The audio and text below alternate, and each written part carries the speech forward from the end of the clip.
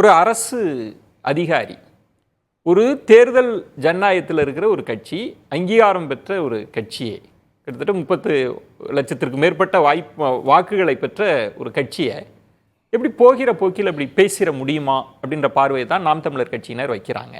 அது பேசுவதற்கு அவருக்கு அந்த அதிகாரம் இருக்கா? அவர் பேசிட முடியுமா? இது அரசு கருத்தா இல்லை அவர் தனிப்பட்ட கருத்தா? அது அதாவது அந்த மீட்டிங்கில் வந்து இவர் என்ன பேசணும், என்ன தலைப்பில் இவர் வந்து பேசணும் அப்படிங்கிறத குறிப்பிட்டிருக்காங்க. இவர் கூட ஒரு 20-22 ஐபிஎஸ் ஆஃபீஸர்ஸ் சேர்ந்து இது விஷயமா கலெக்ட் பண்ணி அதை வந்து இவர் ரெப்ரசன்ட் பண்ணி பேசுகிறாரு. பேசுகிறப்போ அவர் என்ன சொல்கிறாரு, அவரோட அனுபவத்தை அதில் சொல்கிறாரு. எனக்கு இந்த மாதிரி ஒரு சூழ்நிலை வந்தது, அப்போ வந்து அரசாங்கம் காவல்துறையும் எனக்கு உதவியாக இருந்தாங்க. அப்போ இது விஷயமா கருத்துக்கள், அதாவது இந்த சமூக வலைத்தளங்களில் இது மாதிரி கருத்துக்கள்லாம் பதியப்பட்டது. அதனால் வந்து இந்த மாதிரி கருத்துக்கள் பதிவு செய்யக்கூடிய இவங்களை வந்து வாட்ச் பண்ணணும் அப்படிங்கிற மாதிரி அவர் சொல்லியிருக்காரு. இல்லை, வாட்ச் பண்ணணுன்றது வேற. முதல்ல இப்போ அவர் என்ன பதிவிட்டாருன்னு பேசுவாரா? இப்போ முதல்ல இல்லை இது ஒரு முதல்ல அரசு அதிகாரி அப்படின்றவருக்கு பொதுவாக என் புரிதலில் கேட்கிறேன், அரசியல் குறித்தெல்லாம், அரசியல் கட்சி குறித்தெல்லாம் வெளிப்படையாக பேச மாட்டாங்க. ஏன்னா அவங்க அரசு அதிகாரியாக இருக்கக்கூடியவங்க. நீங்கள் வெளிப்படையாக ஒரு கட்சியை வந்து கண்காணிக்கக்கூடிய பிரிவினைவாத இயக்கம்னா நான் அதை எப்படி புரிஞ்சுக்கிறது? இது அரசு அதிகாரி கருத்தா இல்லை அரசு கருத்தா? அரசுக்கு அப்படி ஒரு எண்ணம் இருக்கா? அரசோட கருத்து இல்லை, இது அவருக்கு தனியாக கொடுக்கப்பட்ட ஒரு அஜெண்டா. அந்த அஜெண்டாவில் அது சம்பந்தமாக அவர் பேசுகிறாரு. அதை பற்றி பேசுகிறப்போ இந்த விஷயத்தையும் சேர்த்து சொல்கிறார். இது வந்து அவரோட அனுபவம்.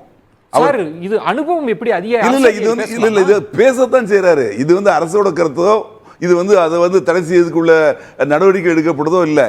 அவர் பேசினது கண்காணிக்கப்பட வேண்டிய பிரிவினைவாத இயக்கம்னா எனக்கு அது புரியுது அப்படின்னு அவர் சொல்லியிருக்காரு. அது எப்படி பேச முடியும் கேட்க இல்ல, அதுல சொல்லுங்க, ஒவ்வொருத்தருக்கும் அதாவது இந்திய இறையாண்மைக்கு எதிராக செயல்பட்டாங்கன்னா அவங்க தடை பண்ணலாம். பேச்சு சுதந்திரங்கிறது எல்லாருக்கும் இருக்கு.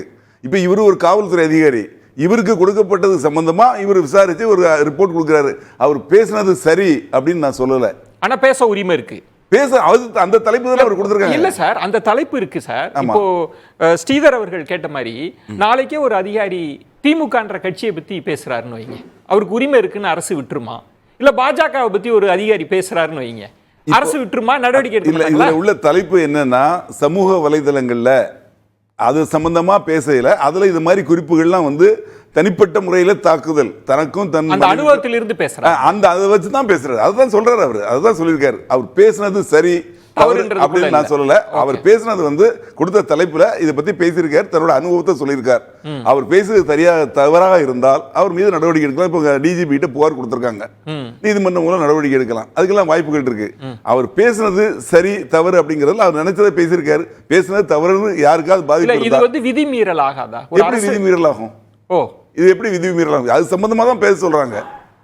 அது சம்பந்தமா பேசுறப்போ பேசு பொருள்ன்றது இணையதள மிரட்டல், சைபர் கிரைம். அதுதான் சொல்றேன். ஒரு அதிகாரி தனக்கு பாதிப்பு இருக்கலாம், அந்த மாதிரி விஷயத்துல தான், அந்த தலைப்புல வந்து விசாரிக்கையில தான் அது ஒரு பாயிண்ட்டுக்கு நான் தெரிந்து கொள்வதற்காக ஓய்வு பெற்ற ஒரு ஐஏஎஸ் அதிகாரி வந்து மாண்புமிகு நிதியமைச்சர் குறித்து ஒரு கருத்து தெரிவிக்கிறார்.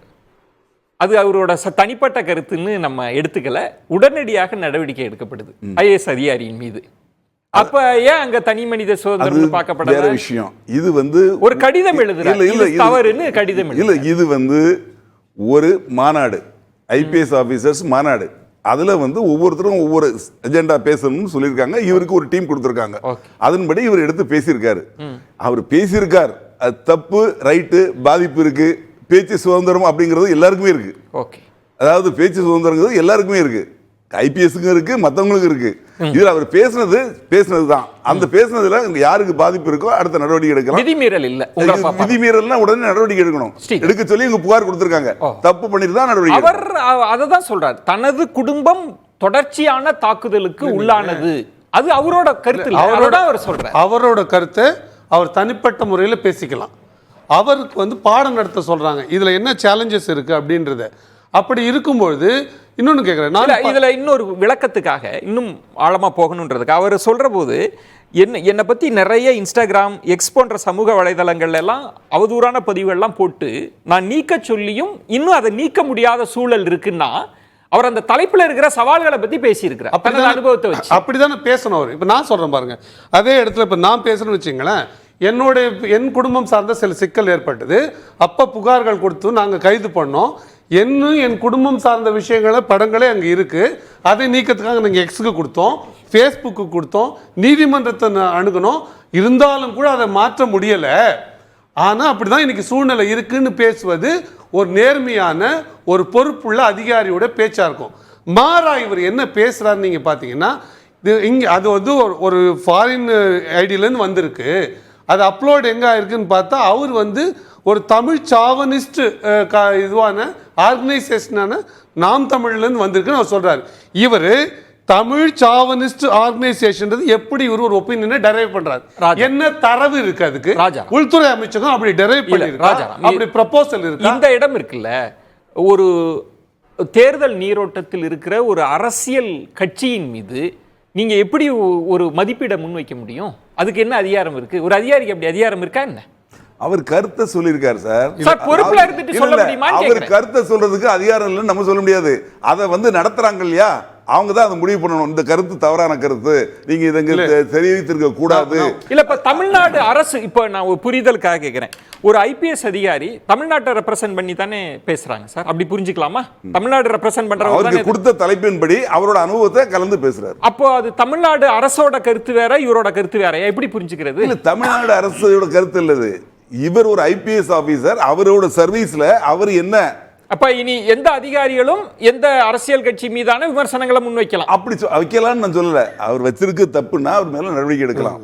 அவரோட கருத்தை சொல்லியிருக்காரு, சொன்னது தவறுனா நடவடிக்கை எடுங்க. ஒரு போஸ்டர் கொடுத்திருக்காங்க, நடவடிக்கை எடுங்க. நீங்க இந்த இது இருக்குல்ல, civil rules code of conduct 1968ல ரூல் 3 என்ன சொல்லுதுன்னா, every member of the service shall maintain 1 highly ethical standard integrity and honesty, 2 political neutrality. ரெண்டாவது இருக்கு, இன்னும் நிறைய இருக்கு.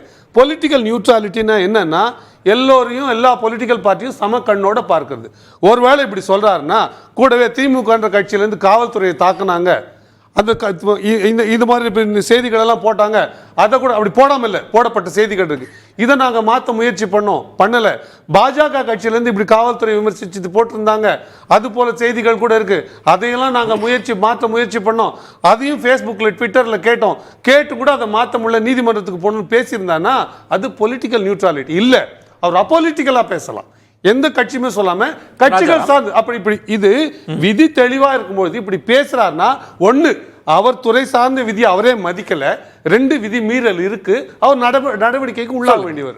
இப்போ நான் ஒரு முன்னாள் காவல்துறை அதிகாரி, ஒரு பொலிட்டிக்கல் மர்டரை பத்தியோ ஏதோ ஒரு சப்ஜெக்டை பத்தி நீங்க என்ன கேள்வி கேட்குறீங்க, அதை பத்தி எனக்கு தெரிஞ்சதை சொல்லிட்டு நான் என்னோட சர்வீஸ்ல நான் அதை எப்படி டீல் பண்ணேன், அதை எப்படி நான் உணர்ந்தேன் அப்படிங்கிறத நான் சொல்லுவேன். அது வரைக்கும் சரி, அது வரைக்கும் சரி. கரெக்ட். ஆனா அந்த உங்களுக்கு ஒரு பாதிப்பு வந்திருக்கு, ஒரு கட்சி சார்ந்தவர் இருக்காருன்னா அந்த கட்சி மீது நீங்க உங்க விமர்சனத்தை வைக்கலாமா? அந்த நபர் மீது வைக்கிறது வரைக்கும் ஓகே, அந்த கட்சி மீதே நீங்க வச்சிருக்கீங்களா? இப்போ அந்த இவர் பேர்ல தனிப்பட்ட முறையில தாக்குதல் பண்ணி போட்டிருந்தாங்கன்னு சொல்றாங்க இல்லையா, அது எந்த பேனர்ல போட்டிருந்தாங்க, யார் போட்டிருந்தாங்க, அதுக்கு பின்னணி யார், இதெல்லாம் பேசணும். இதுல பேசுறதுக்கு இல்ல, இதையும் பார்க்கணும்னு சொல்றேன். பேசலாம் நம்ம.